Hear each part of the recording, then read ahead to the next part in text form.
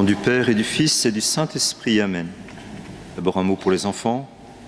Je continue l'explication du Notre Père, puisque nous en sommes là dans l'explication de la liturgie de la messe.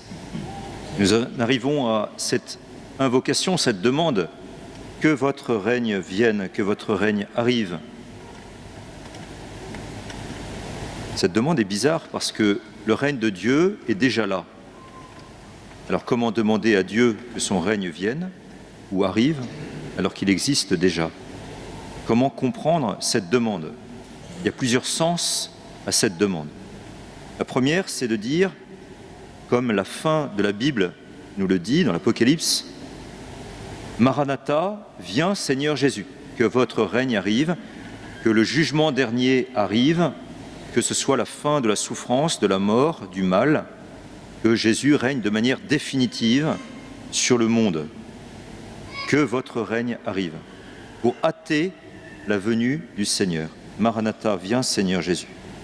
Ensuite, saint Augustin nous dit, comme pour la demande précédente, que votre nom soit sanctifié en moi, en nous, eh bien, que votre règne, Seigneur, arrive en moi, que vous régniez en moi, que vous soyez le premier servi dans mon cœur. Ensuite, on peut dire, Seigneur, que votre règne arrive dans le cœur de ceux qui ne vous connaissent pas, de ceux qui ne sont pas baptisés. Seigneur, que votre règne vienne dans leur cœur.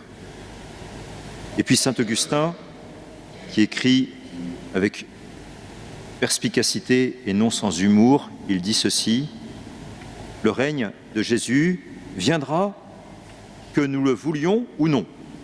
Donc, lorsque nous disons Seigneur, que votre règne arrive, même celui qui ne veut pas, de toute façon, le règne de Dieu viendra parce que le Seigneur viendra juger les vivants et les morts. En tout cas, tout à l'heure, quand on va le dire avec le prêtre, le chanter, de tout votre cœur, vous direz cela, Seigneur, venez, venez, Seigneur Jésus, venez régner dans mon cœur, venez régner dans nos cœurs, venez régner dans tous les cœurs, et puis même ceux qui ne veulent pas que vous régniez, de toute façon, votre règne existe et il existera pour l'éternité.